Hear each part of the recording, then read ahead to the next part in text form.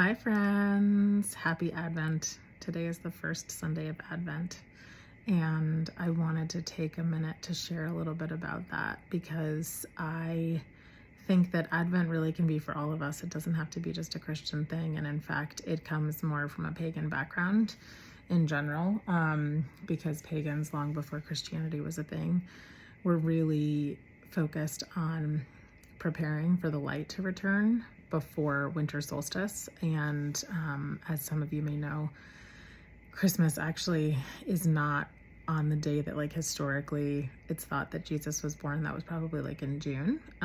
But the reason that Christmas is when it is actually because of the coming of the light.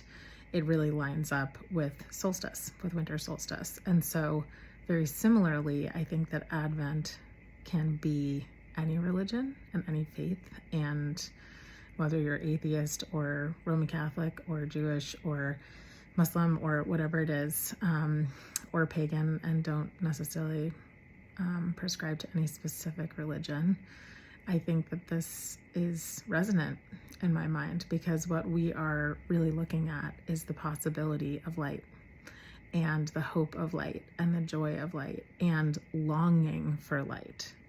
And there is a lot of darkness in the world right now. There are a lot of challenges. There are a lot of people suffering. There are a lot of issues that we are facing as a society, as a species, as inhabitants of this planet, and as neighbors to people who are in deep suffering. And I think we all have a longing for there to be light and for there to be peace and for there to be hope and for there to be joy. And so Advent, specifically in the Christian tradition, is celebrated for the 4 Sundays before Christmas. And so this year is the latest that it can possibly be because it is on December 3rd, December 10th, December 17th, and December 24th. And the 24th is the last time that you can have a Sunday before Christmas because Christmas is the next day.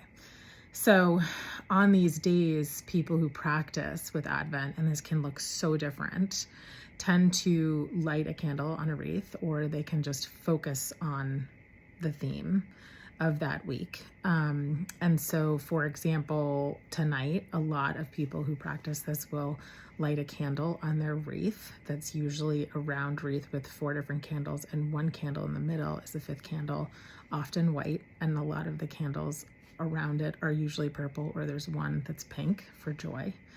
And so the purple candles, they light each Sunday.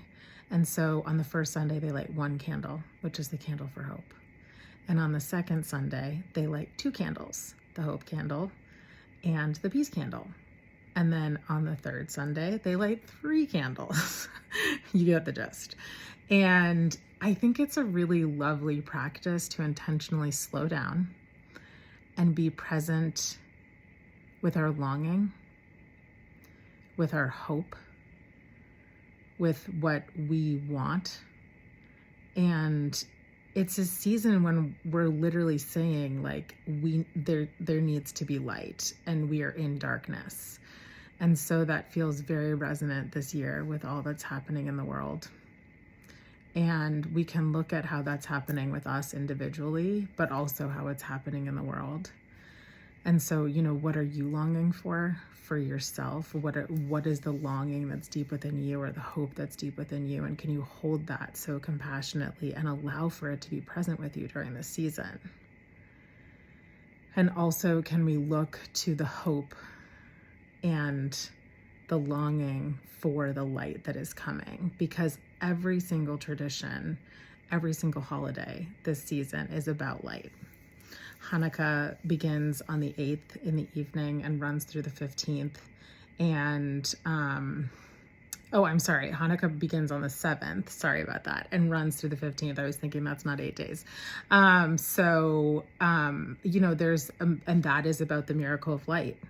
That is also about the recovery of Jerusalem, which is a very resonant topic right now. in the world, and what that means for different people in Israel and in Palestine. And so it feels like it's taking on even more significance this year for people who are Jewish and Muslim. And then, of course, for pagans, we're moving towards winter solstice. So this is the darkest time of the year, which is why we have Christmas trees, by the way. That's pagan. Because pagans forever have brought evergreens into their homes because they wanted to feel the vibrance of life within their homes during such darkness. And that's why we light up trees. And that's why we have things like mistletoe, because that's one of the things that can actually grow during the dark season. And so there's so many amazing things here, but the point is that we are moving towards the light. That is what we're focusing on. And we're honoring the darkness and the longing for light and the missing of the light and being present with the light. And that we're moving towards light, which I hope is really true. So I hope this helps bring some perspective as you move through the season, and whatever you practice and however you celebrate, I honor you and I honor that. And all of these themes I will be pulling together in my winter solstice celebrations that I'm doing on the 19th and 20th. And I hope you'll join me. One of them is online for anybody that doesn't live here in Portland. And then I'm doing one in person on the 20th, which I'm so excited about. So I look forward to both of them, and all of these themes with all these different traditions will come up in that gathering, as well as looking at our own experience of darkness and light. So thank you, friends. Happy Advent. And I'm just thinking about all of you. May you feel the longing within you and also know that the light is coming. Love you.